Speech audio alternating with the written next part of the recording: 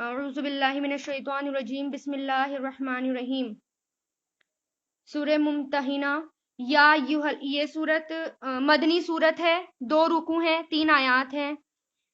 اور اس سورت میں مشرکین مکہ سے فتح کا حکم دیا جا رہا تھا، یعنی مشرکین مکہ سے اب جنگ کی جائے گی، یعنی فتح مکہ ہوگی، اس کا حکم تھا اس میں، ٹھیک ہے۔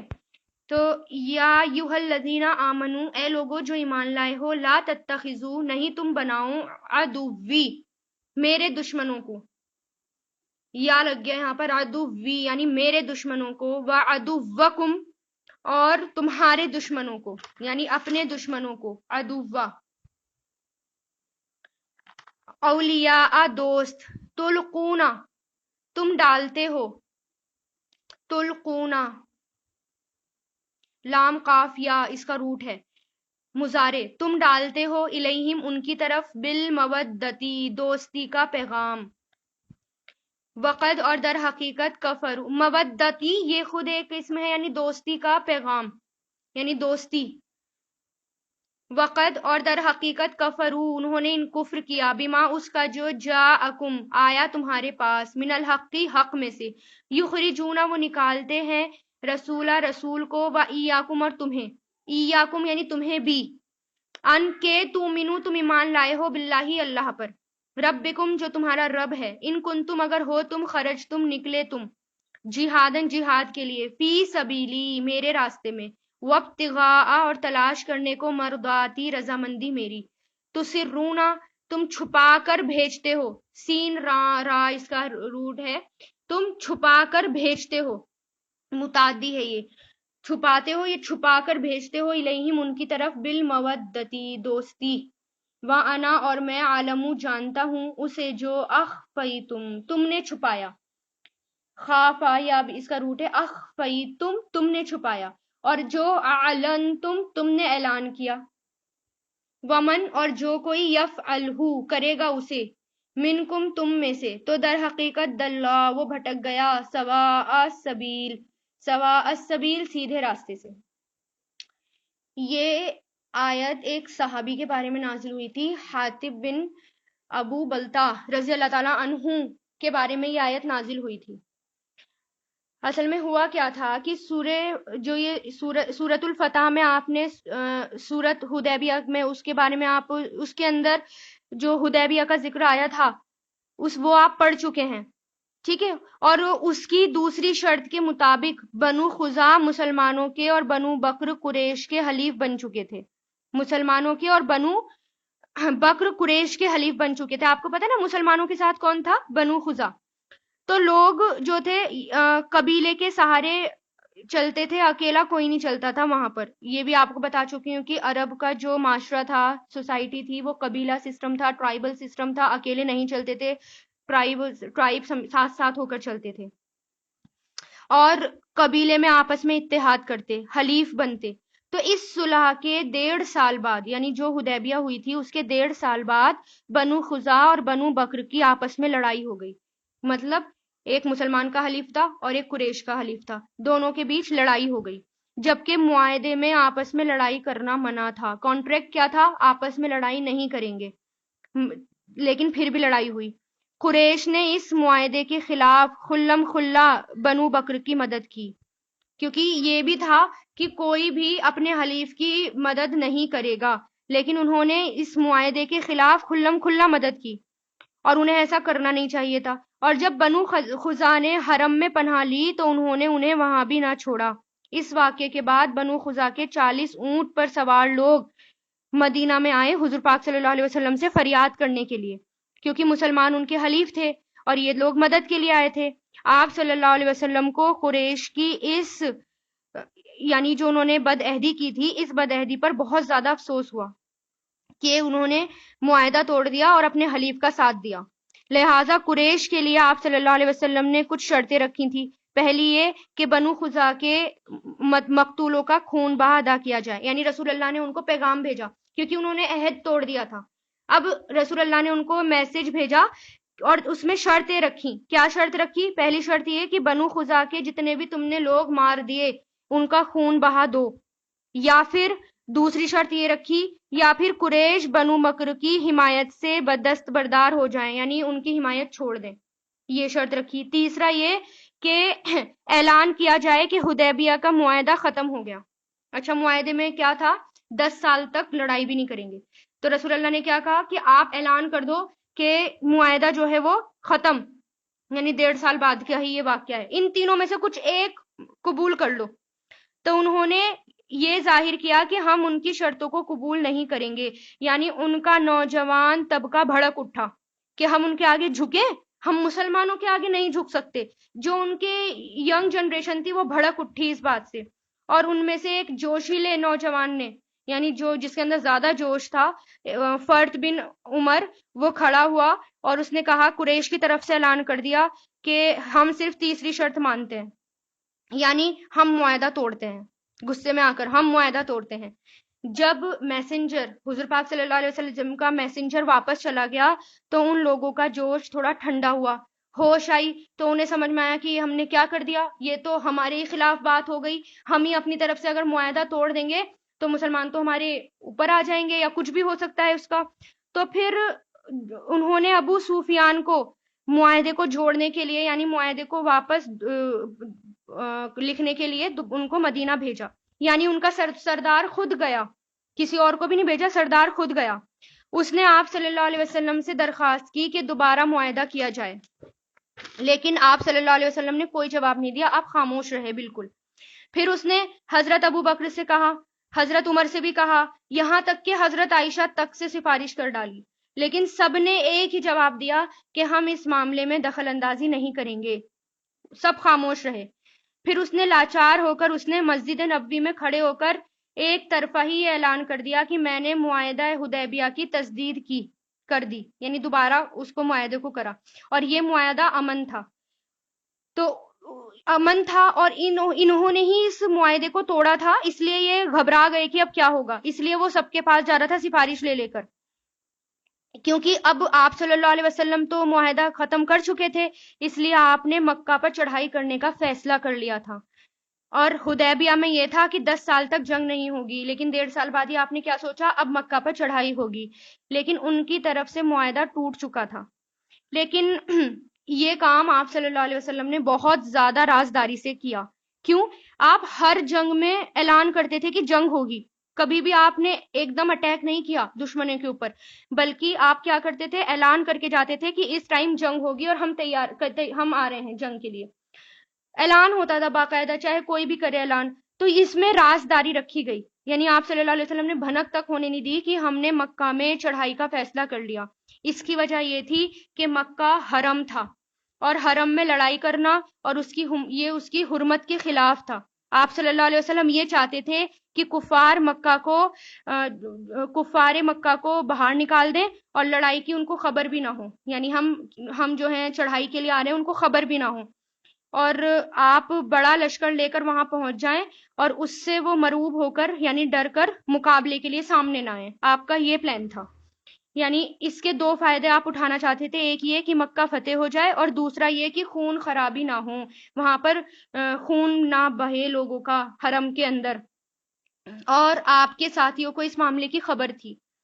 اب انہی ساتھیوں میں سے ایک ساتھی تھے حضرت حاتب بن بلدہ، جن کے بارے میں یہ آیت نازل ہوئی، یعنی رسول اللہ کے صحابی تھے وہ۔ تو کیا نام تھا ان کا؟ حاتب بن ابی بلدہ، جو اصلاً یمن کے رہنے والے تھے، مکہ میں آ کر رہنے لگے تھے، وہیں مسلمان ہوئے اور ہجرت کر کے پھر مدینہ آ گئے، لیکن ان کے گھر والے مکہ میں ہی رہ گئے تھے۔ اس موقع پر حضرت حاتب نے ایک خفیہ طور سے چھپکے سے قریش کو ایک خط لکھا کہ آپ صلی اللہ علیہ وسلم چڑھائی کا ارادہ کر رہے ہیں۔ یہ اس لیے تھا کہ اس احسان کے بدلے اہل مکہ ان کے خاندان کو پناہ دے سکے۔ انہوں نے ایسا کیوں کیا؟ کیونکہ ان کے خاندان والے مکہ میں رہتے تھے اور وہ یہ چاہتے تھے، میں مکہ والوں پر احسان کر رہا ہوں، آپ صلی اللہ علیہ وسلم کی پلاننگ بتا رہا ہوں، یہ میرے گھر والوں کو نقصان نہ پہنچائے، یہ اس کی وجہ تھی، اس لیے انہوں نے خط بھیجا۔ تو ان کے بارے میں یہ آیت نازل ہوئی کہ تم نے خط کیوں بھیجا، یا تم نے ان سے دوستی کا پیغام کیوں بھیجا۔ اب یہ خط انہوں نے بھیجا کیسے تھا؟ اب اس بارے میں بھی بہت زیادہ جن کو پتا ہوتا ہے اس حدیث کے بارے میں کہ کیسے کیسے بھیجا تھا، وہ لوگ پروپیگنڈا اٹھاتے ہیں کہ اسلام دیکھو کیسا ہے، کیونکہ یہ ہوا یہ تھا کہ فتح مکہ سے پہلے مکہ کی ایک مغنیہ عورت تھی، اور مغنیہ میں نے آپ کو پہلے بھی بتایا تھا، مغنیہ کیا ہوتی ہے؟ گانے بجانے والی، وہ تھی جس کا نام سارا تھا۔ پہلے مدینہ آئی، آپ صلی اللہ علیہ وسلم نے اس سے پوچھا کہ تم کیوں آئی ہو؟ ہجرت کر کے آئی ہو یا کیسے آنا ہوا؟ اس نے کہا کہ نہیں، میں ہجرت کر کے نہیں آئی۔ آپ نے پوچھا پھر مسلمان ہو کر آئی ہو؟ اس نے کہا نہیں۔ پھر آپ نے فرمایا پھر یہاں کیوں آئی ہو؟ اس نے کہا کہ آپ لوگ مکہ کے اعلیٰ خاندان کے لوگ تھے، یعنی جو آپ سب مسلمان ہو گئے، آپ تو بہت رچ اور اعلیٰ خاندان کے لوگ تھے، اور آپ ہی سے میرا گزر بسر ہوتا تھا۔ اب مکہ کے بڑے سردار تو غزوہ بدر میں مارے گئے، بدر میں کتنے سارے لوگ مارے گئے تھے نا، سردار ان کے، اور آپ لوگ یہاں چلے آئے ہیں، میرا گزر مشکل ہو گیا ہے، میں سخت حاجت اور ضرورت میں مبتلا ہو کر آپ سے مدد لینے کے لیے آئی ہوں، یعنی مجھے مدد چاہیے۔ پھر آپ صلی اللہ علیہ وسلم نے فرمایا تم تو مکہ کی پیشہ ور مغنیہ ہو، یعنی پیسے لے کر گانا گاتی ہو، تو مکہ کے نوجوان کا کیا ہوا؟ وہاں پر جاؤ۔ تو وہ کہنے لگی کہ کیسے جاؤں، وہاں پر تو کچھ ہے ہی نہیں۔ اس نے کہا کہ بدر کے بعد تو ان کی تقریرات اور ان کے اندر زندگی کا جو گہما گہمی تھی وہ بھی ختم ہو گئی، یعنی اب مکہ میں اس قسم کے مجلسیں نہیں لگتی گانے بجانے والی، کیونکہ ہر گھر میں کیا تھا؟ ماتم کی صفیں بچھی ہوئی تھی، کیونکہ 70 سردار بھی شہید ہو گئے تھے، تو اب کوئی گانے بجانے والی کو بلاتا نہیں تھا، بس سب غم میں رہتے تھے۔ اس کے بعد سے مجھے کسی نے کبھی نہیں بلایا۔ آپ نے بنو عبد المطلب کو، یعنی اپنے خاندان کے لوگوں کو اس عورت کی مدد کرنے کی تلقین کی، انہوں نے اس کو پیسے اور پوشاک دے کر بھیج دیا، رخصت کر دیا۔ اب جب یہ واپس جانے لگی تو اس موقع پر حضرت حاتب جو تھے، انہوں نے اس کے ہاتھ خط بھیجا اور اس کو ایک خط لکھ دیا، اور کیا کہا کہ یہ خط جو ہے وہ مکہ کے سرداروں کو دے دو، اور ساتھ میں اس نے صحابی نے 10 دینار بھی دے دیے کہ یہ جو ہے راز فاش نہیں ہونا چاہیے، یعنی 10 پیسے کیوں دیے کہ یہ راز فاش نہیں ہونا چاہیے، بس جا کر چھپ کے سے دے دینا اور میرا نام کسی کو مت بتانا، اور چھپا کر لے جانا ان کے پاس۔ ابھی وہ مدینہ سے روانہ ہی ہوئی تھی کہ اللہ تعالیٰ نے حضور پاک صلی اللہ علیہ وسلم کو وحی کے ذریعے ساری انفارمیشن دے دی کہ کیا ہو رہا ہے۔ پھر آپ نے فوراً حضرت علی کو اور حضرت زبیر کو اور مقداد بن اسود کو اس عورت کے پیچھے بھیجا، اور حکم دیا کہ تیزی سے جاؤ اور رودائے خاک کے میدان پر، مدینہ سے 12 میل مکہ کی طرف ہے، وہاں پر تمہیں ایک عورت ملے گی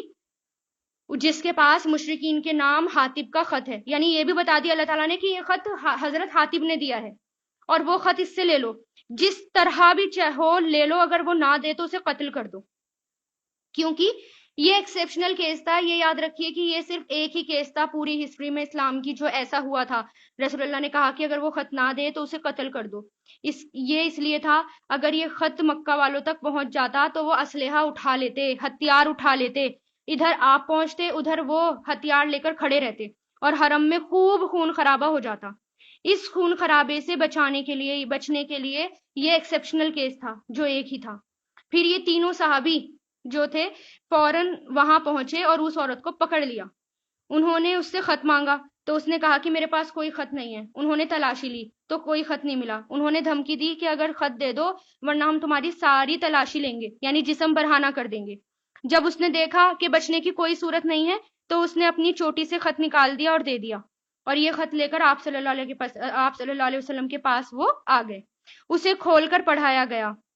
تو اس میں قریش کے لوگوں کو یہ بتایا گیا کہ رسول اللہ تم پر چڑھائی کے لیے تیاری کر رہے ہیں۔ آپ نے حضرت حاتب سے پوچھا کہ یہ کیا ہے، تم نے ایسا کیوں کیا؟ تو انہوں نے کہا کہ آپ میرے معاملے میں جلدی نہ کریں، میں نے جو کچھ کیا وہ اس وجہ سے کیا کہ میں کافر یا مرتد نہیں ہوا ہوں، بلکہ اصل بات یہ ہے کہ میرے رشتہ دار مکہ میں ہیں اور میں بعض قریش کی سرپرستی میں وہاں آباد ہوں، اگر حملہ ہوتا تو میرے رشتہ داروں کو کون بچاتا، تو اس لیے میں نے سوچا کہ قریش اس احسان کے بدلے میرے گھر خاندان کو بچا لیں گے، اور جس میں ان کے بچے بھی تھے اور ان کے بھائی بھی تھے۔ پھر یہ بات سن کر آپ صلی اللہ علیہ وسلم نے مہاجرین سے کہا کہ اس نے تم سے سچی بات کہی، یعنی وہ جھوٹ نہیں بول رہا، وہ سچ کہہ رہے ہیں۔ تو حضرت عمر غصے میں اٹھے اور کہا کہ یا رسول اللہ مجھے اجازت دو، میں اس منافق کی گردن اڑا لوں گا، یعنی اس کو میں ابھی یہی قتل کر دوں گا، اس نے ایسی غداری کیوں کی؟ تو آپ صلی اللہ علیہ وسلم نے فرمایا اس شخص نے جنگ بدر میں حصہ لیا ہے، تمہیں کیا خبر، ہو سکتا ہے کہ اللہ تعالیٰ نے اہل بدر کو یہ فرما دیا ہو کہ تم کچھ بھی کرو میں تمہیں معاف کر دوں گا۔ تو اور پھر ایک روایت میں بھی آتا ہے کہ اللہ تعالیٰ نے عرش سے جھانک کر دیکھا اور فرمایا اے اہل بدر، شرک کے علاوہ اگر تم کچھ بھی کرو گے تو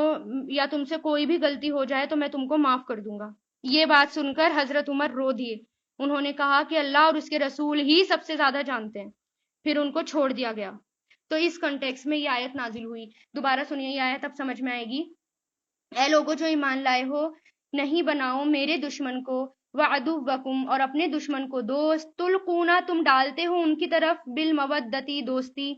اور در حقیقت انہوں نے کفر کیا اس کا جو جاءکم آیا تمہارے پاس، من الحق کی حق میں سے، یخرجونا وہ نکالتے ہیں رسول کو، وَإِيَّاكُمْ اور تمہیں، یہ کہ تم ایمان لائے اللہ پر جو تمہارا رب ہے، اگر ہو تم خرج تم نکلے جہاد کے لیے، فی سبیلی میرے راستے میں، اور تلاش کرنے کے لیے مرداتی میری رضامندی، تو سرونا تم چھپا کر بھیجتے ہو ان کی طرف، بالمودتی دوستی، اور میں زیادہ جانتا ہوں اسے جو اخفی تم نے چھپایا اور نہیں ظاہر کیا تم نے، اور جو کچھ کرے گا اسے منکم تم میں سے، یا جو کوئی کرے گا اس کو تم میں سے، تو در حقیقت وہ بھٹک گیا سیدھے راستے سے۔ یعنی اللہ تعالیٰ نے بتا دیا کہ ان سے دوستی نہیں کرنی۔ اچھا، عدوی، عین دال واو، عدو لفظ ہے یہ لفظ ویسے تو ہمیں سنگولر نظر آ رہا ہے، لیکن یہ سنگولر اور پلورل دونوں میں یہ استعمال ہوتا ہے، ٹھیک ہے، دونوں میں یہ آ جاتا ہے لفظ۔ ان اگر، یسقفوکم، یسقفوکم وہ پا لیں گے تمہیں، ثقفا، ثقافہ، ثقفہ، ثقفہ سے بنا ہے، کسی چیز کو پا لینا یا کسی کام کو کرنا، یا مہارت اس میں آتا ہے، یا کسی کام کو پا لینا اور اس کی خوب خیر لینا، اور یہ فتح پانے کے معنوں میں بھی آتا ہے۔ اور اگر وہ پا لیتے تمہیں، یکونو ہوں گے وہ، پہلے بھی آیا نا یہ سیکنڈ پارے میں، جہاں تم پاؤ ان کو، تو وہی ہے یہ ورڈ، اگر وہ پالے تمہیں وہ ہوں گے لکم تمہارے، اعداءً دشمن، یہ کیا ہے، یہ پلورل ہے، اعداءً دشمن، وَيَبْسُطُ اور وہ بڑھائیں گے، باسطہ، بسطہ بڑھانا مضارع ہے، اور وہ بڑھائیں گے، الیکم تمہاری طرف، ایدیہم اپنا ہاتھ، وَأَلْسِنَتَہم اور اپنی زبانیں، بسوئی برائی کے ساتھ، وودو اور وہ چاہیں گے کاش تکفرونا تم کفر کرو، یعنی تمہارے دشمن تمہارے ساتھ کوئی رعایت نہیں کرنا چاہتے، اگر تمہارے دشمن تمہیں پا لیں گے، یعنی دشمن کے ہاتھوں میں اگر تم آ جاؤ تو وہ تمہارے اوپر کوئی رعایت نہیں کریں گے، ہاتھ بھی بڑھائیں گے، زبانیں بھی بڑھائیں گے، اور برائی کے ساتھ،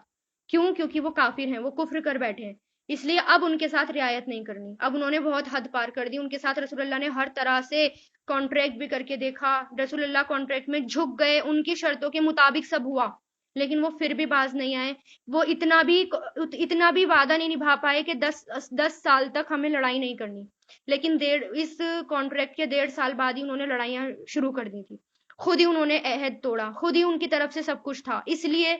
فتح مکہ کی اللہ تعالیٰ نے کہا اب تم چڑھائی کرو گے مکہ پر۔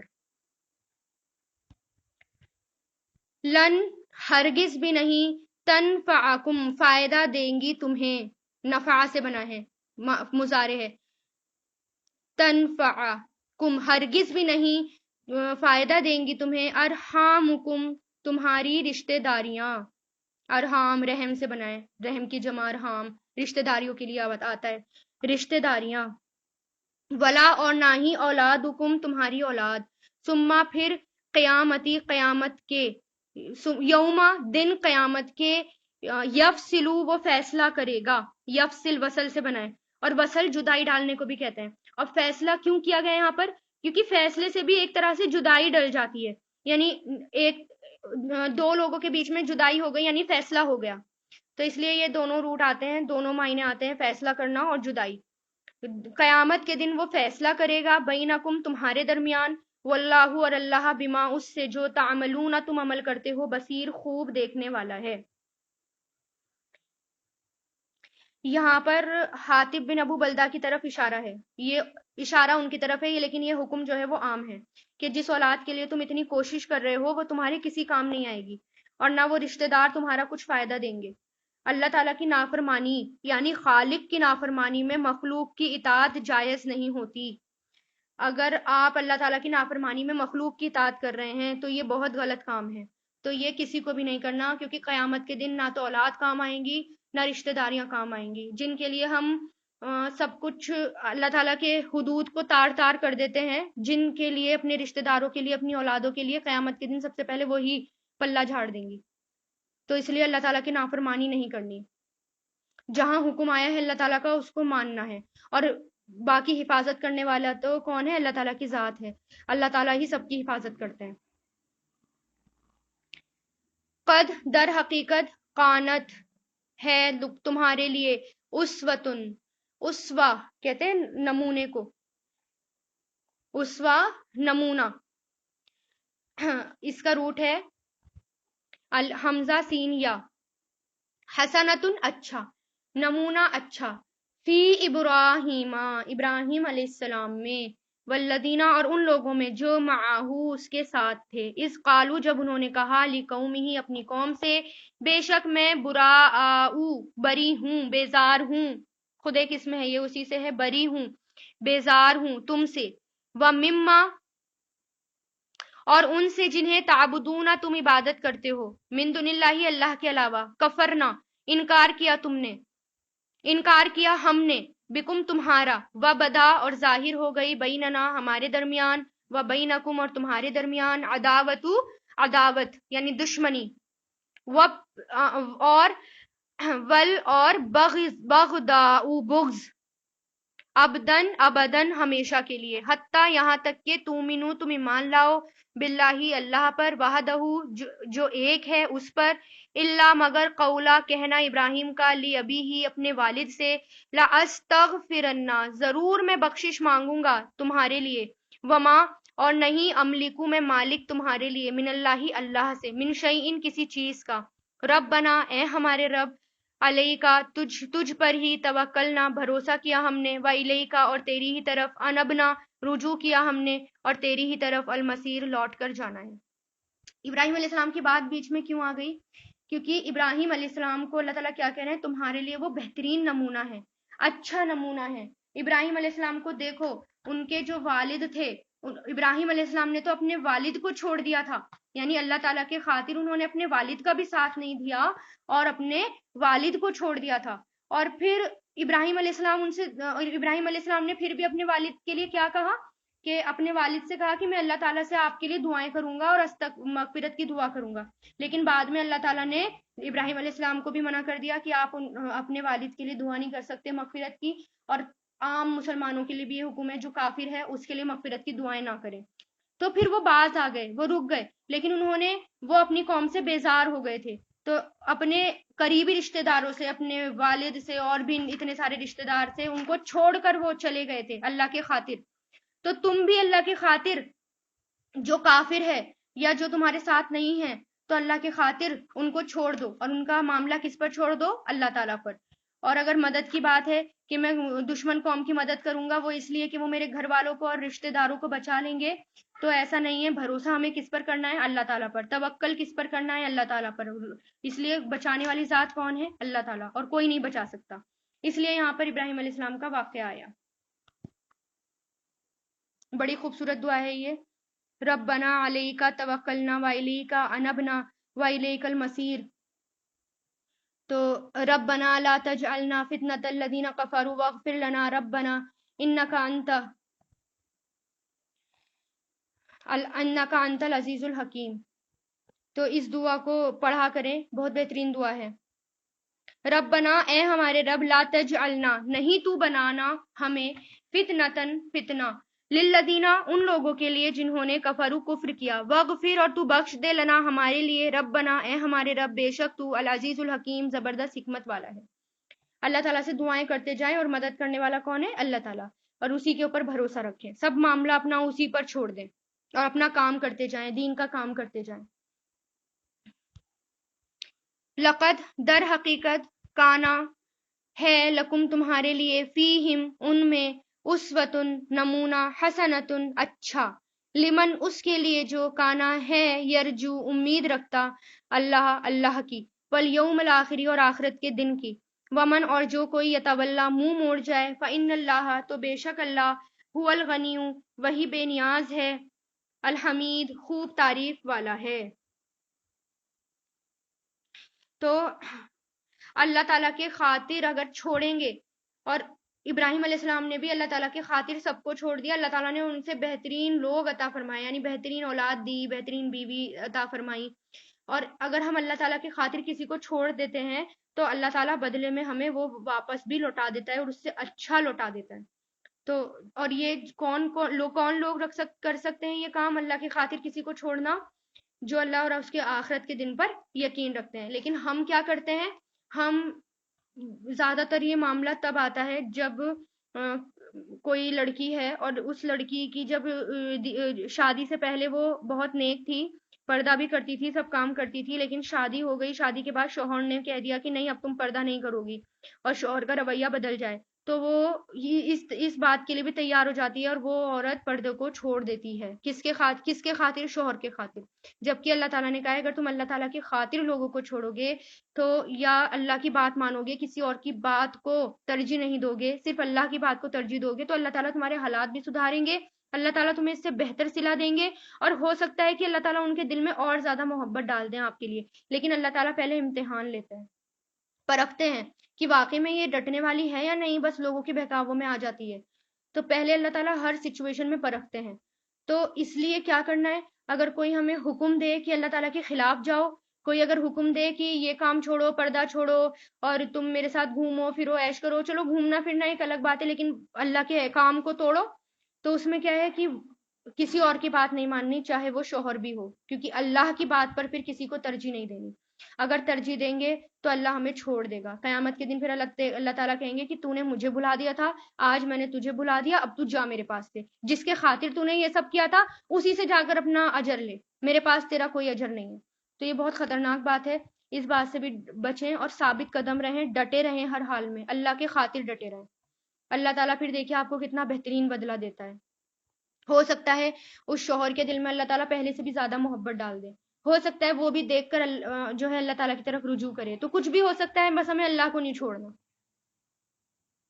असल्लाहु, उम्मीद है कि अल्लाह ये के यजअला वो डाल दे या बना दे, बैनकुम तुम्हारे दरमियान, व बैना और दरमियान उन लोगों के जिनसे आदई तुम दुश्मनी रखते हो तुम, आदई तुम अदावत से ही है, दुश्मनी रखते हो तुम, मिनहुम उनमें से, मुवद्दतन दोस्ती, और अल्लाह कदीरुन खूब कदरदान, यानी जबरदस्त कुदरत रखने वाला है, और अल्लाह गफूरुर रहीम है। हो सकता है कि अल्लाह किसी दिन उनको हिदायत दे दे और वो भी मुसलमान हो जाएं और दुश्मनियां खत्म हो जाएं, जैसे कि हुआ भी मक्का फतेह के बाद अबू सुफियान और बहुत से लोग मुसलमान हो गए थे। तो अल्लाह ताला क्या कह रहे हैं कि तुम्हें सिर्फ डटे रहना है और अल्लाह ताला के हुक्मों को मानना है, और ये भी हो सकता है कि आज तुम्हारे दरमियान और उन दूसरे लोगों के दरमियान दुश्मनी है, लेकिन आगे जाकर हो सकता है अल्लाह ताला उन दोनों के बीच में मोहब्बत डाल दे। तो भरोसा किस पर करना है? सिर्फ अल्लाह पर। और यही हुआ, बहुत सारे लोग फिर मक्का फतेह पर ईमान लेकर आए, कट्टर से कट्टर लोग भी ईमान लेकर आए। ला यनहाकुम, नहीं रोकता तुम्हें, नहीं से बना है यनहा, मुजारे है, नहीं रोकता तुम्हें अल्लाह, अनिल लदीना उन लोगों से जो लम नहीं युकातिलुकुम उन्होंने जंग की तुमसे, फिद्दीनी दीन में, वलम और नहीं युखरिजुकुम उन्होंने निकाला तुम्हें, मिन दियारिकुम तुम्हारे घरों से, ये के तबर्रुहुम तुम नेकी करो उनसे, तबर्रु बर्रा से बना नेकी करना, तुम नेकी करो उनसे, मुजारे है, व तुक्सितु और तुम इंसाफ करो, इलैहिम उनसे, बेशक अल्लाह युहिब्बु वो पसंद करता है, मुक्सितीन इंसाफ करने वालों से। मतलब कि जिन्होंने तुमसे जंग नहीं की उनसे जंग नहीं करनी, जिन्होंने तुम्हें अपने घरों से नहीं निकाला उन्हें तुम्हें नहीं निकालना, तुम्हें उनके साथ नेकी का मामला करना है, उनके साथ इंसाफ करना है, क्योंकि जो ये जंग हुई थी, मक्का फतेह हुई थी, ये सिर्फ मुशरिकीन के खिलाफ थी, बाकी किसी को कोई नुकसान नहीं पहुंचा, इसमें आसपास रहने वाले गैर मुस्लिमों को कुछ नहीं कहा गया, सिर्फ और सिर्फ कुरैश के साथ ये जंग थी। تو جو تمہارے معاملے میں جو تمہیں پریشان نہیں کر رہا، انٹرفیئر نہیں کر رہا تمہارے معاملے میں، تو تم ان کے ساتھ کیا کرو؟ نیکی کا معاملہ کرو. انما بے شک ینہاکم روکتا ہے تمہیں اللہ، ان الذین ان لوگوں سے جنہوں نے قاتلوکم جنگ کی تم سے، فی الدینی دین میں، وَأَخْرَجُوكُمْ اور انہوں نے نکالا تمہیں، من دیارکم تمہارے گھروں سے، وَظَاهَرُوا اور انہوں نے ایک دوسرے کی مدد کی، ظاہروا ایک دوسرے کی مدد کی، علی اخراجکم تمہارے نکالنے پر، ان یہ کہ تولوہم تم دوستی کرو ان سے، اور جو کوئی یتولہم دوستی کرے گا ان سے، فاولائکا تو یہی لوگ ہیں جو ظالم ہیں. یعنی اللہ تعالیٰ کیا کہہ رہا ہے کہ تمہیں جو ظالم لوگ ہیں، چاہے وہ کوئی بھی ہے، کوئی بھی رشتہ دار ہے، کچھ بھی ہے، آپ کو اس کا ساتھ نہیں دینا. جنہوں نے آپ کو آپ کے گھروں سے نکالا ہے، آپ سے جنگ کی ہے، ایک دوسرے کی مدد کی ہے، مسلمانوں کے خلاف ایک دوسرے کی مدد کی ہے، اور ایک دوسرے سے دوستی کی ہے مسلمانوں کے خلاف،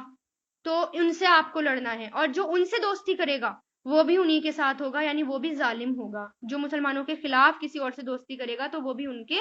ساتھ ہوگا. تو ہمیں کیا کرنا ہے؟ اللہ کا بندہ بننا ہے، اور اللہ تعالیٰ کی خاطر ہمیں سب کو چھوڑنا ہے. بھلے ہی دوسرا ہمیں کتنا اچھا لگ رہا ہو، لیکن ہمیں اس وقت کیا کرنا ہے؟ جو اللہ تعالیٰ نے ہمیں حکم دیا ہے. کیونکہ حدیث میں آتا ہے جب کوئی اللہ کا بندہ اللہ کی رضا کے لیے جب کسی محفوظ چیز کو چھوڑتا ہے، اللہ تعالیٰ اسی چیز کو حلال کر کے اس تک پہنچا دیتے ہیں. یعنی پہلے وہ چیز حرام ہوتی ہے، لیکن اللہ تعالیٰ حلال کر کے کسی نہ کسی طرح اس تک وہ چیز پہنچا دیتے ہیں، اور بعض اوقات اس سے بہترین دیتے ہیں. اسی طرح صحیح بخاری میں بھی آتا ہے کہ، اور ہمیں صرف یہ کرنا ہے کہ دوسروں کے ساتھ ہمیں اچھا معاملہ کرنا ہے، کیونکہ یہاں پر ہے نا کہ تم ان کے ساتھ اچھا معاملہ کرو، بھلائی کا معاملہ کرو. تو اس میں بھی مسند احمد میں آتا ہے کہ اس واقعے کی بھی طرف اشارہ ہے کہ جب غزوہ حدیبیہ کے بعد قریش مکہ سے، جب قریش مکہ سے معاہدہ ہو گیا تھا، صلح کا معاہدہ ہو گیا تھا، تو حضرت تو ان کی جو حضرت اسما تھی، ان کی والدہ کا نام قتیلہ تھا. ٹھیک ہے، یعنی ایک لیڈی تھی قتیلہ، یہ اپنی بیٹی یعنی اسما کے لیے کچھ تحفے لے کر مدینہ پہنچی. اور حضرت اسما کون؟ حضرت ابو بکر کی بیٹی. وہ تو اپنی بیٹی کے لیے یعنی اسما کے لیے، حضرت اسما کے لیے تحفے لے کر پہنچی. تو حضرت حفصہ نے، اسما نے ان سے تحفے لینے کے لیے انکار کر دیا، یعنی میں قبول نہیں کروں گی کیونکہ آپ تو کافر ہیں، آپ ایمان لے کر نہیں آئی ہیں. اور پھر حضرت اسما نے انہیں گھر میں آنے کی بھی اجازت نہیں دی، اور کہا کہ جب تک میں آپ صلی اللہ علیہ وسلم سے نہ پوچھ لوں تو میں کچھ نہیں کروں گی، نہ تو کچھ لوں گی اور نہ ہی آپ سے ملاقات کروں گی. جب آپ صلی اللہ علیہ وسلم سے پوچھا گیا تو رسول اللہ نے کہا کہ اپنی والدہ کو، یعنی تمہاری والدہ تم سے ملنے آئی ہے، اس سے مل لو، لیکن وہ کافر ہے، لیکن ان کے ساتھ حسن سلوک کرو. اور آپ نے فرمایا اپنے والدہ کے ساتھ صلح رحمی بھی کرو. تو یہ جو بعض روایتوں میں آتا ہے کہ حضرت اسما کی والدہ کو حضرت ابو بکر نے جاہلیت کے زمانے میں ہی طلاق دے دی تھی، یہ ان کے بطن سے تھی. اور حضرت عائشہ ام رومان کے بطن سے تھی، جو بعد میں مسلمان ہو گئی تھی. یہ دونوں سوتیلی بہنیں تھی، بخاری کی بھی روایت ہے یہ. تو حسن سلوک کرنے کا معاملہ کیا گیا. تو آیت نمبر 18 میں کہ کوئی بھی ہو، ٹھیک ہے، لیکن جو آپ سے نہیں لڑ رہا، پریشان نہیں کر رہا، آپ کا رشتہ دار ہے، آپ کو اس کے ساتھ بدتمیزی سے پیش نہیں آنا، کرنا آپ کو ان کے ساتھ صلح رحمی ہے، لیکن اللہ تعالیٰ کے حکموں کو ماننا ہے. یا ایھا الذین آمنو اے لوگو جو ایمان لائے ہو، اذا جب جاءکم آ جائے تمہارے پاس، مؤمناتو مومن عورتیں، مہاجراتن ہجرت کرنے والیاں، فامتحنوہن تو امتحان لے لو، ہننا ان سے، یہ امر ہے اور اس کا روٹ کیا ہے؟ میم ہاں نون، اور یہاں پر امتحان ہے، ایسی آزمائش جو سختی کی بجائے نرمی سے کی جائے وہ کہلاتی ہے. یعنی امتحان لے لو ان سے، امتحان لے لو ان کا، اللہ عالم جانتا ہے، بی ایمانہم ان کے ایمان کو. فَإِن پھر اگر علمتموہن تم جان لو انہیں، مؤمناتن مومن، وہ کہ وہ مومن ہے، فلا تو نہیں، ترجعوہن تم لوٹاؤ انہیں، رجع لوٹانا، ترجعوہن لوٹاؤ انہیں، الی الکفاری کفار کی طرف، لہن نہیں ہے وہ، ہلن حلال، لہم ان کے لیے، اور نہیں ہے وہ، یحلون اور نہیں وہ حلال ہو سکتے، لہم ان کے لیے، لہن ان کے لیے. وآتہم اور دو انہیں جو انفقو انہوں نے خرچ کیا، اور نہیں ہے جناح کوئی گناہ تم پر یہ کہ تن کی ہننا تم نکاح کر لو ان سے، جب آتئی ہننا تم دے چکو انہیں، اجورا ہننا ان کے مہر، ولا اور نہیں تم سکو تم روکے رکھو بِعِصَمِ عصمتے یعنی عصمت عزت الکوافر کافر عورتوں کی. کوافر بھی کافر کی جمع ہے، کفار بھی آتی ہے اور کوافر بھی آتی ہیں، دونوں جمع آتی ہے. اور فیمیل کے لیے کفارتن کی، تو فیمیل کے لیے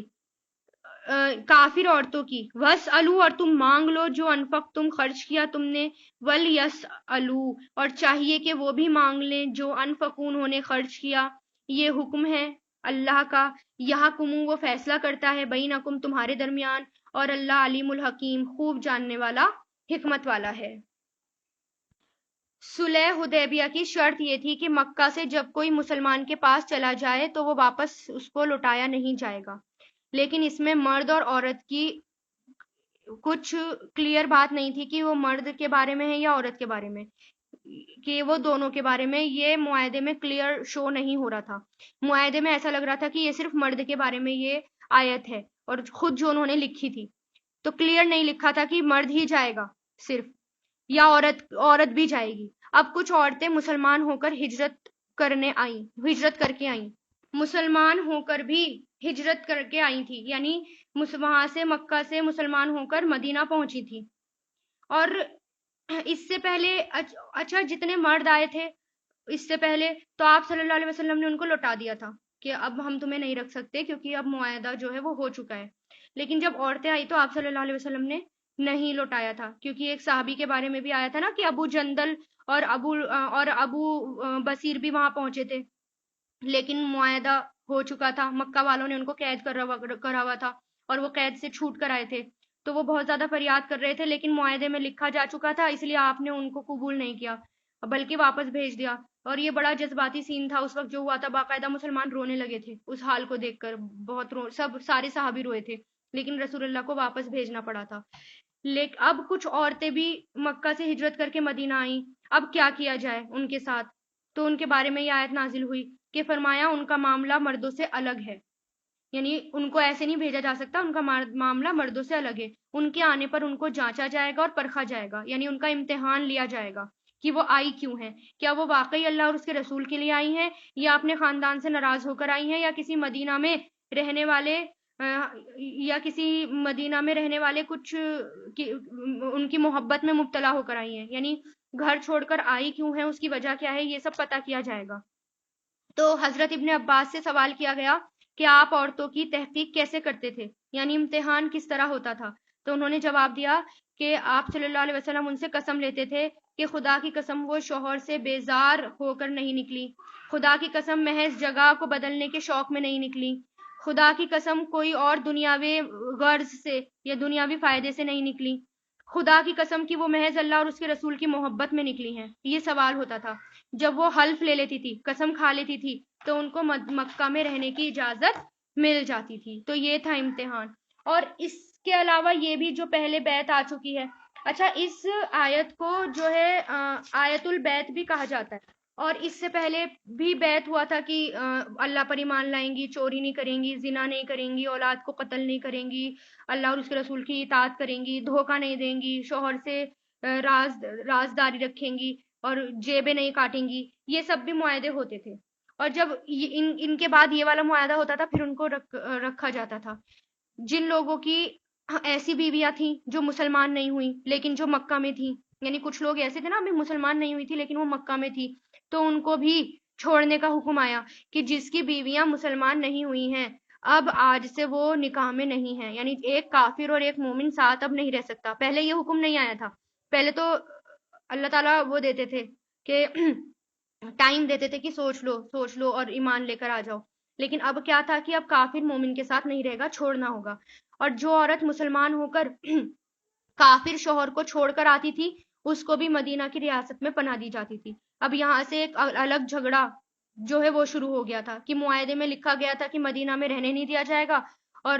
وہ مکہ سے آئی تھی. اب ایک مسئلہ اور پیش آیا کہ اللہ نے کہا کہ ان عورتوں کو واپس مت بھیجو، یہ عورتوں کے ساتھ الگ معاملہ ہے۔ تو ایسا ہی ہوا تھا کہ سہیل بن عمرو نے جو الفاظ معاہدے میں لکھوائے تھے وہ کچھ الگ تھے، اور وہ الفاظ کیا تھے کہ اس میں لفظ رجل آ گیا تھا۔ رجل جو ہے عام قاریوں کے مطابق دونوں کے لیے آتا ہے، لیکن جب قانون بنتا ہے تو کلیئر کرنا پڑتا ہے کہ رجل میں مرد اور عورت دونوں ہیں، یہ بات کلیئر کرنی پڑتی ہے، یعنی ترجمے میں کلیئر کرنا پڑتا ہے۔ انہوں نے کیا کرا تھا، کلیئر نہیں کیا تھا رجل کے آگے کہ اس میں عورت بھی شامل ہے، اور یہ کلیئر کرنا چاہیے تھا کیونکہ یہ قانون بن رہا تھا، اور یہ اللہ تعالیٰ کی طرف سے ہوا تھا۔ اس سے تھوڑی گنجائش ملتی تھی کہ عورتوں کو بھی رکھا جا سکتا ہے، بھلے ہی وہ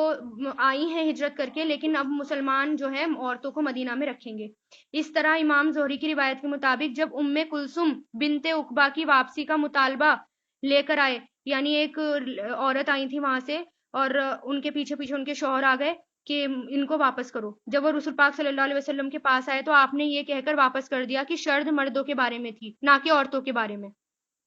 اور پھر یہ کہتے ہیں کہ سب سے پہلے سعیدہ بنت الحارثہ آئی تھی، وہ ایک سیفی بن انصب کے نکاح میں تھی جو کافر تھے۔ یہ مسلمان عورت مکہ سے بھاگ کر آئی تھی، آپ کی خدمت میں حاضر ہوئی تھی، اور ان کا شوہر بھی پیچھے پیچھے آ گیا تھا اور آپ سے مطالبہ کیا کہ میری بیوی کو چھوڑ دو، کیونکہ آپ نے معاہدہ حدیبیہ کی شرط قبول کی ہے اور ابھی اس معاہدے کی مہر خشک نہیں کی، یعنی ایک محاورہ ہے، اس پر یہ آیت نازل ہوئی کہ ان عورتوں کو رکھا جائے گا۔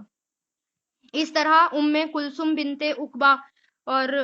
ابی معید جو مکہ کی سردار تھی، ان کی بیٹی بھی مسلمان ہو کر آئی، خاندان کے لوگوں نے بھی واپسی کا مطالبہ کیا، تو یہی آیت